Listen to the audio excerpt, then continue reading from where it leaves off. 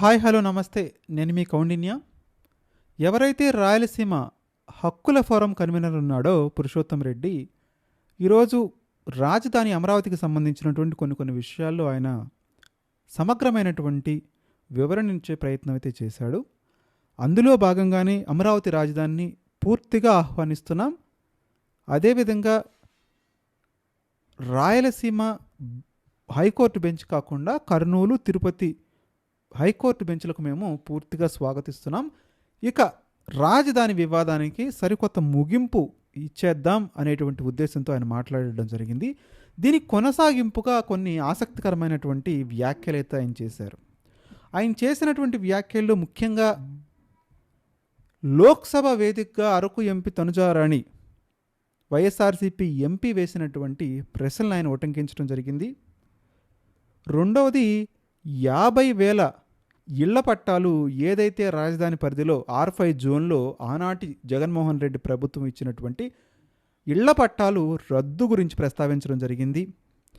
ఏదైతే మచిలీపట్నం, విజయవాడ, గుంటూరు మ్యావిగన్ ఇష్యూని ఇప్పుడు కొత్తగా జగన్మోహన్ రెడ్డి ప్రస్తావించటం, ఇప్పుడు ముఖ్యమంత్రిగా ఉన్నటువంటి చంద్రబాబు నాయుడు మొన్నటి వరకు పూర్తి అమరావతి అని చెప్పి ఈనాడు ఆయన స్టాండ్ను మార్చుకొని మళ్ళీ విజయవాడ, గుంటూరును కూడా కలిపేయండి అని చెప్పడం. ఇక 4వ అంశం, అమరావతిలో అమెజాన్ అడవుల్ని సృష్టిస్తానని చంద్రబాబు నాయుడు చెప్పటం. 5, అమరావతిని పూర్తిగా గేటెడ్ కమ్యూనిటీగా మార్చడం. 6వ అంశం, అమరావతిని ఒక ఎగ్జిబిషన్ సెంటర్ లాగా చంద్రబాబు నాయుడు మారుస్తున్నారా అనేటువంటి సందేహాలను వ్యక్తం చేయటం. సో ఇవన్నీ కూడా చాలా కీలక అంశాలుగా ఈరోజు ఆయన ప్రెస్ మీట్లో ప్రస్తావించడం జరిగింది. నేను 1 by 1 వివరించేటువంటి ప్రయత్నం చేస్తాను. దయచేసి మీరు కుదిరితే పురుషోత్తం రెడ్డి ఎంటైర్ కాన్ఫరెన్స్ని చూసి కామెంట్ చేయండి, లేదా నా పూర్తి వీడియోని చూసి దయచేసి కామెంట్ చేయండి. ఒకటి మాత్రం నేనైతే పక్కాగా చెప్పగలను, పురుషోత్తం రెడ్డి ఏ రకంగానూ అమరావతికి వ్యతిరేకంగా, అమరావతి రైతులకు వ్యతిరేకంగా ఎక్కడ మాట్లాడలేదు. ఏదైతే చంద్రబాబు నాయుడిని వ్యతిరేకించలేదు, జగన్మోహన్ రెడ్డిని వ్యతిరేకించలేదు, రాష్ట్ర ప్రజలను వ్యతిరేకించలేదు. ఆయన చాలా క్రిస్టల్ క్లియర్గానే చెప్పారు. ఇదే స్టాండ్ మీద కనుక ఉంటే అది ప్రతి ఒక్కరూ కూడా ఆహ్వానించదగ్గ విషయం. కాబట్టి మీరు జాగ్రత్తగా, బాధ్యతతో రాష్ట్రం యొక్క ప్రజలుగా మీరు దయచేసి బాధ్యతగా కామెంట్స్ చేయండి. అన్నెసెసరీగా అబ్యూసివ్ కామెంట్స్ అయితే చేయొద్దు. ఇక 3వ అంశం వచ్చేసరికి గేటెడ్ కమ్యూనిటీ అండి. ఇది నిజంగా చాలా ఇంపార్టెంట్ పాయింట్ రేస్ చేశాడు పురుషోత్తం రెడ్డి. ఆయన ఏమంటాడంటే, మొత్తం అమరావతిని ఒక గేటెడ్ కమ్యూనిటీగా చంద్రబాబు నాయుడు మార్చేస్తున్నాడు. దాని ద్వారా వచ్చేటువంటి నష్టాలు ఏంటంటే అక్కడ సామాన్య జనం ఉండేటువంటి అవకాశం ఉండదు. 2, ఎవరైతే ఈ గేటెడ్ కమ్యూనిటీలో ఉంటారనుకుంటున్నటువంటి ప్రజలు ఉంటారో వాళ్ళందరికీ సర్వింగ్ చేసేందుకు, సర్వీస్ ఇచ్చేందుకు జనాలు ఉండాలి కదా. ఒక బట్టలు ఉతికే దగ్గర నుంచి ఇంట్లో పనిచేసే వాళ్ళ దగ్గర అందరూ ఉండాలి కదా. మరి పెద్ద పెద్ద సిటీల్లో బిజినెస్ మ్యాగ్నెట్స్ ఉంటారు, అదేవిధంగా common man, middle class man అందరూ ఉంటారు. మరి అలాంటి సందర్భంలో అమరావతిని పెద్ద పెద్ద ఆకాశ హర్మ్యాలు చేసే సైజ్ క్యాపర్స్ కట్టేసేసి వాళ్లే ఉండాలి, వాళ్ళకే పరిమితం చేస్తామంటే, వాళ్ళనే రిజిట్ చేస్తే సిచ్యువేషన్ ఉంటే ఈ కామన్ మ్యాన్ ఎలా ఉంటాడు, మిడిల్ క్లాస్ మ్యాన్ ఎలా ఉంటాడు, అప్పర్ మిడిల్ క్లాస్ మ్యాన్ ఎలా ఉంటాడు, వీళ్ళు ఎలా బతుకుతారు అనేటువంటి చాలా చాలా valid and important question raise చేశాడు. నిజంగా పురుషోత్తం రెడ్డికి అభినందనలే. ఎందుకంటే మరి చూడండి, మీరు ఆయన ప్లాన్ చేసినటువంటి విధానం కానివ్వండి, ఏదైతే ఆ మాస్టర్ ప్లాన్ కానివ్వండి, మనలాంటి కామన్ మ్యాన్ అక్కడికి వెళ్ళి ఉండేటువంటి అవకాశం లేనే లేదు. కోట్ల రూపాయలు ఉండాలి. ఒక చిన్న ఫ్లాట్ కొనుక్కోవడానికి ఛాన్స్ లేదు, ఒక ప్లాట్ కొనుక్కోవడానికి ఛాన్స్ లేదు. అదేమంటే అది CRDA రూల్స్ రెగ్యులేషన్స్ ఫాలో అవ్వాల్సిందే. వాళ్ళకి స్పెసిఫిక్ నామ్స్ ఉంటాయి, ఆ నామ్స్ ఫాలో అవ్వాల్సిందే. నామ్స్ ఫాలో అయితేనే వాళ్ళకి పర్మిషన్స్ ఇస్తారు. ఆ నామ్స్ ఫాలో అయ్యి వాళ్ళు ఏదైనా కడితే అక్కడికి వెళ్ళి మనం ఏదైనా కొనుక్కోవాలన్నా, అద్దెకుండాలన్నా అది సామాన్య వ్యక్తులకి అయ్యే పనే. ఇక మనం ఎక్కడ ఉండాలి? ఇక రాజధాని బయటే ఉండాలి కదా. అప్పుడు ఇక రాజధాని ఎవరికి రాజధాని అవుతుంది? కామన్ మ్యాన్కి రాజధాని కాదు కదా.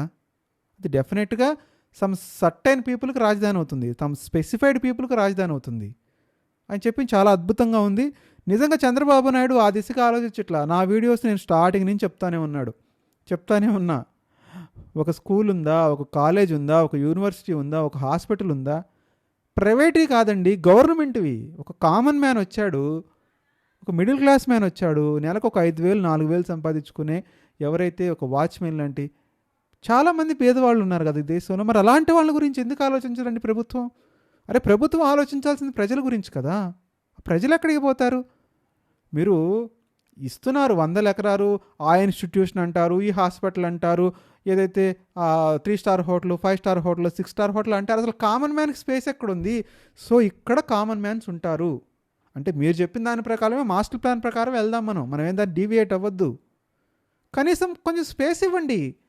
రాష్ట్ర రాజధానిగా చెప్పుకున్నందుకు మీరంటే ముఖ్యమంత్రులు కాబట్టి 5 ఎకరాలు 10 ఎకరాలు కొనుక్కుంటారండి. మీరు 20 కోట్ల, 25 కోట్ల, 30 కోట్ల మీ దగ్గర సొమ్ము ఉంటుంది, స్థాయి ఉంటుంది, కొనుక్కోగలుగుతారు. కామన్ మ్యాన్ మాలాంటి వాళ్ళు మేమేం కొనుక్కోవాలి? మేమేం చూసుకుంటాం? ఏదైనా ప్రభుత్వ వైద్యశాల ఉందేమో, గవర్నమెంట్ హాస్పిటల్ ఉందేమో వెతుక్కుంటాం, ఏదైనా గవర్నమెంట్ కాలేజ్ ఉందేమో చూసుకుంటాం, గవర్నమెంట్ స్కూల్ ఉందేమో చూసుకుంటాం. ఇప్పుడు మీరు కడుతున్నటువంటి టవర్స్లో పెద్ద పెద్దోళ్ళు వచ్చి ఉంటారు. మరి వాళ్ళ ఇంట్లోకి ఏదైనా పనిచేసే వాళ్ళు ఉండాలి కదా. ఆ పనిచేసే వాళ్ళ పిల్లలు ఎక్కడ చదువుకుంటారు? మీరు కట్టిన సిఆర్ఎం, ఎస్ఆర్ఎం వీటిలో పోయి చదువుకుంటారా? అక్కడ ఫీజులు ఎంత? ఏదైతే మీరు రాజధాని రైతులు కమిట్మెంట్ చేసినట్టుగా ఏదైతే ఈ పిల్లలకు, రాజధాని రైతుల పిల్లలకి తక్కువ మనీకి చదువులు చెప్పాల్సినటువంటి రూల్నే వాళ్ళు ఫాలో అవ్వరు. లక్షల జీతాలు లక్షల్లో కట్టాల్సి ఉంటుంది పేమెంట్స్. మరి ఇలాంటి కామన్ మ్యాన్లు ఎక్కడికి పోతారండి? కనీసం ఒక గవర్నమెంట్ హాస్పిటల్ ఉండాలి, కనీసం ఒక యూనివర్సిటీ పెట్టవచ్చు కదా. అమరావతి యూనివర్సిటీ ఇన్నాళ్ళైంది, 2 సంవత్సరాలు అయింది. ఒక 20 ఎకరాల్లో 30 ఎకరాల్లో ఒక అమరావతి యూనివర్సిటీని గవర్నమెంట్ కట్టలేదండి. గవర్నమెంట్ కనీసం అంత స్థితిలో అంత దిగజారిపోయిందా? ఒక గవర్నమెంట్ హాస్పిటల్ ప్రపోజ్ చేయలేదండి? ఒక గవర్నమెంట్ స్కూల్ ప్రపోజ్ చేయలేదండి? ఒక్కొక్క రెండు ఏదైతే 29 గ్రామాలు అంటున్నారో 29 గ్రామాలకి ఒక 5-6 గవర్నమెంట్ స్కూల్స్ ప్రపోజ్ చేయలేదా? అదేమంటే ఆ నిడమరు వచ్చి చూసుకోమంటాడు. నిడమరు ఎవరు చూస్తారు, ఎక్కడ చూస్తారండి? ఆ నిడమరులో ఉన్న స్కూల్ని వీళ్ళు కొద్దిగా ఎన్హాన్స్మెంట్ చేసి ఇంప్రూవ్మెంట్స్ చేశారు. అంత తప్ప ఏం చేశారు చెప్పండి? అక్కడ పలాంది చేశామని చెప్పాలి కదా, చెప్పలేదు. మరి ఎవరికి దీనికి బాధ్యులు?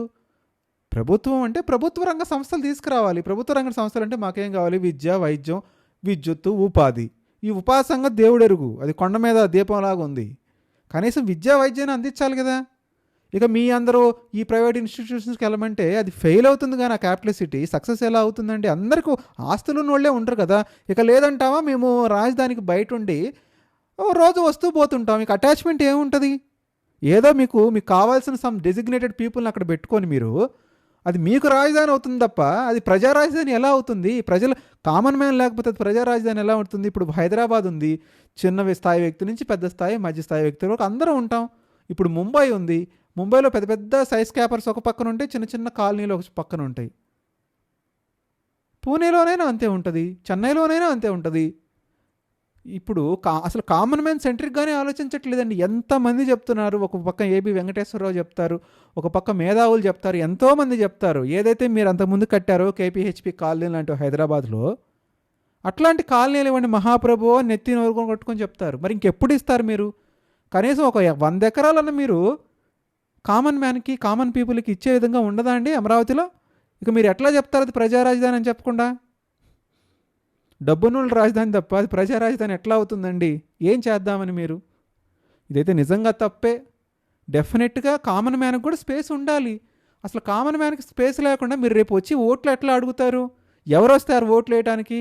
హైదరాబాద్లో ఎంతమంది వచ్చి ఓట్లు వేస్తారు? హైదరాబాద్లో వచ్చి ఓటు పర్సంటేజ్ ఎంత? నీకు ఓటు వేయాలన్నా వచ్చేది కామన్ మ్యానే కదా, బిలో మిడిల్ క్లాస్ పీపులే కదా, మాలాంటి వాళ్ళమే కదా. ఈ పెద్ద పెద్దోళ్ళు వాళ్ళు ఆ రోజు హాలిడే వచ్చిందని ఏదో ఎంజాయ్మెంట్కి టూర్లకు వెళ్తారు. వాళ్ళు ఓట్లు వేయడానికి కూడా రారు. మిమ్మల్ని గెలిపించరు నిజం చెప్పాలంటే. ఓటేసేదంతా కామన్ మ్యాను. ఇకేదో రాజధాని అని వెళ్ళి ఎంట్రీ పాస్ అన్నట్టు ఎంట్రీ పాస్ తీసుకొని వెళ్ళేసి బయటకు రావడానికి రాజధాని చెప్పుకోవడానికి మీరు ఇంత హడావుడి చేస్తుంది. బట్ డెఫినెట్గా అది చంద్రబాబు నాయుడుకి ఈ విషయంలో మాత్రం బూమరాంగ్ అవుతుంది. బట్ ఇది నిజంగా శోచనీయం. ఇప్పటికి కూడా ఆలోచించట్లేదు ఆయన. ప్రభుత్వానికి కష్టమేం కాదు కదా, ప్రజల సొమ్మే కదా. ఒక గవర్నమెంట్ హాస్పిటల్ కట్టండి, ఒక స్కూల్ కట్టండి, మంచి స్కూలు, ఒక యూనివర్సిటీ పెట్టండి. అసలు దాని గురించి ఆలోచించడు చంద్రబాబు నాయుడు ఇప్పటి వరకు కూడా. అంత సీనియర్ మోస్ట్ అంటాడు, 50 సంవత్సరాల ఎక్స్పీరియన్స్. ఇంకెన్ని సంవత్సరాలు ఉంది వీళ్ళు గవర్నమెంటు? తిప్పేస్తే 2 సంవత్సరాలు గవర్నమెంట్ లేదు, ఇంకెప్పుడు కడతారు వీళ్ళు? ఇక ఆ బిల్డింగుల సంగతి అంటారా, ఆ జిఏడి టవర్స్ ఆ సంగతి అంటారా? అందులోకి మనల్ని ఎంట్రీ చేసేది లేదు, మనం వెళ్ళేది లేదు, అది రెండో విషయం. ఎందుకంటే అది వివిఐపీ జోన్. ఎవరన్నా కళ్ళకంటే మీ కళ్ళు ఆపేసుకోండి. అక్కడ అంత తేలిగ్గా మీకు అంత ఎంట్రీ ఉండదు. మీరు అక్కడ మీ ఇష్టం వచ్చిన తిరగడానికి ఛాన్స్ ఉండదు. ఎట్లా ఛాన్స్ ఉంటుంది? విఐపీలు ఉన్న జోన్లో మిమ్మల్ని ఎట్లా పడితే అట్లా తిరగనిస్తారా? బోల్డ్ అని రిస్ట్రిక్షన్స్ ఉంటాయి అక్కడ. సో కనీసం కామన్ మ్యాన్కి బతికే విధంగా ఒక బస్ షెల్టర్, అసలు బస్ షెల్టర్ గురించే మాట్లాడరు. ఏదో అన్నీ అమృత భాండంలో ఉన్నట్టు ఎప్పుడు అవుతాయి అంటే ఎప్పుడు అవుతాయండి ఇంకా. సో ఇదైతే నిజంగా శోచనీయం. బట్ ఆయన రేజ్ చేసిన పాయింట్ అయితే కరెక్టే. డెఫినెట్గా కామన్ మ్యాన్కి కామన్ స్పేస్ ఉంచాలి. చంద్రబాబు నాయుడు ప్రభుత్వం ఎవరైతే ఈ బ్యాచ్ ఉంటారో ఈ బ్యాచ్ కూడా అర్థం చేసుకోండి. అంటే వీళ్ళందరూ డబ్బున్నోళ్ళండి, వీళ్ళకి డబ్బున్నోళ్ళు అవసరం లేదు. ఎందుకంటే కామన్ మ్యాన్గా కనీసం చెప్పాలి కదా, మాకు ఇవి కావాలి సార్, మాకు ఇవి డెఫినెట్గా కావాలి, మాకు ఒక హాస్పిటల్ కావాలి, మాకు ఒక స్కూల్ కావాలి. ఇప్పుడు డబ్బున్నోళ్ళ పిల్లలంతా ఈ ఎస్ఆర్ఎం వీటిల్లో పోతారు. డబ్బు లేని వాళ్ళ పిల్లలు ఎక్కడికి పోతారు? ఇక ఆడ నుంచి మళ్ళీ ఒక 20 కిలోమీటర్లు 30 కిలోమీటర్లు అయితే గుంటూరు పోవాలా, అయితే విజయవాడకు పోవాలా. అంతేనా ఈయన చెప్పేది? అందుకైనా ఎన్నుకుంది ఏంటి? అదేనా ఈయన విజను? సో ఏదైనా అన్నప్పటికీ కూడా ఇదైతే నిజంగా ఆక్షేపణీయం, శోచనీయం, బాధాకరం. ప్రభుత్వాన్ని పరిపాలించే పాలకులు ముందు గవర్నమెంట్ సంస్థలను ఏర్పాటు చేసి తర్వాత ప్రైవేట్ వాళ్ళని ఆహ్వానిస్తాయి. ఇదంతా రివర్స్ ప్రాసెస్. ఇంకా కొద్దిగా మనం జగన్ మెచ్చుకోవాల్సింది ఏంటంటే కనీసం ఆయన ప్రభుత్వ కాలేజీలను చెప్పాడు, ఒక మాట అన్నాడు, కట్టడం తర్వాత సంగతి. సో దాన్ని కట్టాడా, నువ్వెందుకు జగన్ని సపోర్ట్ చేస్తామంటే నేనేం జగన్ని సపోర్ట్ చేయట్లా, కనీసం పీపుల్ సెంట్రిక్గానే మాట్లాడాడు. ఈయన కట్టమనండి ఒక 4-5 కాలేజీలను కట్టి జనానికి అంకితం చేయమనండి. ఎటుకూటి దాంట్లో డబ్బులు వసూలు చేస్తారు, అన్ని పీపీపీకే కదా ఇచ్చేస్తుంది. సో ఇదైతే నిజంగా బాధాకరం, ఇది కరెక్ట్ కాదు. అంటే ఈరోజు మీకు తెలియదు, డెఫినెట్గా రేపటి రోజున ఒక 4-5 సంవత్సరాల తర్వాత దీనివల్ల ఎదురయ్యే ప్రాబ్లమ్స్ కామన్ మ్యాన్కి తెలుస్తుంది. ఇక అప్పుడు తీరిగ్గా కూర్చొని బాధపడ్డ వచ్చేటువంటి ఉపయోగం ఏమీ లేదు. కాబట్టి ప్రస్తుతానికైతే చంద్రబాబు నాయుడుకి ఇచ్చే సలహా ఏంటంటే డెఫినెట్గా దీన్ని కూడా ఇవ్వండి, మమ్మల్ని కూడా భాగస్వాములు చేయండి, మాకు కూడా స్పేస్ ఇవ్వండి రాజధానిలో. మాలాంటి వాళ్ళం ఏదన్నా కొంచెం తీసుకొని ఒక చిన్న ప్లాటో కొనుక్కోవాలనుకుంటాం. మాలాంటి వాళ్ళకి అవకాశం ఇవ్వండి. మీరు ఎవరో పెద్ద బిజినెస్ మ్యాగ్నెట్లు తీసుకొచ్చి వాళ్ళకి చిన్న డబ్బులు ఇచ్చిస్తే వాళ్ళని ఎంకరేజ్ చేసినట్టు ఉంటుంది. కానీ మాలాంటి కామన్ మ్యాన్ని ఎంకరేజ్ చేసేది ఎక్కడ? ఎట్లా వస్తాం మా రాజధాని మా రాష్ట్రం అని? అంటే నేను తప్పుగానే మాట్లాడి ఉండొచ్చు, నా బాధ తప్పే ఉండొచ్చు, అంటే టీడీపీ వాళ్ళకి కూటమి వాళ్ళకి నచ్చకపోయి ఉండొచ్చు. రేపటి రోజున ఒక 3 సంవత్సరాలు అయిన తర్వాత నిజం బయటపడుతుంది. నిజం ఎప్పటికీ దాగదు కదా, డెఫినెట్గా బయటపడుతుంది. డెఫినెట్గా బయటపడే రోజు చంద్రబాబు నాయుడు, లోకేష్, టీడీపీ పార్టీలే సమాధానం చెప్పాల్సి వస్తుంది రాష్ట్రానికి. ఆ రోజులు ఎంతో కాలం లేవు కాబట్టి వెయిట్ చేద్దాం మనం, ఏం జరుగుతుందో చూద్దాం. వీళ్ళు చెప్తున్నట్టుగా కలల రాజధాని అవ్వాలంటే ఒక 200-300 ఏళ్ళు ఈజీగా పట్టిద్ది. కాబట్టి అంత ఆశలు లేవు, అవకాశాలే లేవు. కాబట్టి ఇప్పటికైనా నేల మీదకి వచ్చి నేల చూపులు చూస్తే మళ్ళీ గవర్నమెంట్ ఫామ్ చేసే అవకాశం ఉంటుంది. లేకపోతే ప్రభుత్వం మారటం పెద్ద పనేం కాదు కదా. ఈరోజు ఈ ప్రభుత్వం ఉంది, నెక్స్ట్ రోజు ప్రభుత్వం మారటం ఏముంది, ఎన్నాళ్ళు 15 డేస్లో మారిపోయిద్ది వేవ్ అంతా కూడా. వీళ్ళు చెప్పినట్టుగా ఇప్పటికే నేను చాలాసార్లు చెప్పాను, ఇక దీని మీద ఎక్కువ డిస్కస్ చేయాలనుకోవట్లేదు. బట్ ఏదేమైనప్పటికీ కూడా పురుషోత్తం రెడ్డి చేసిన వ్యాఖ్యలను అయితే మాత్రం సమర్థనీయమే, ఆహ్వానించదగ్గ పరిణామే. దీనికి కామన్గా ఇంకొకటి చెప్పాడు, అది నేను వేరే వీడియో కవర్ చేస్తాను. వీడియో నచ్చితేనే లైక్ చేయండి, షేర్ చేయండి, సబ్స్క్రైబ్ చేయడానికి ప్రయత్నించండి.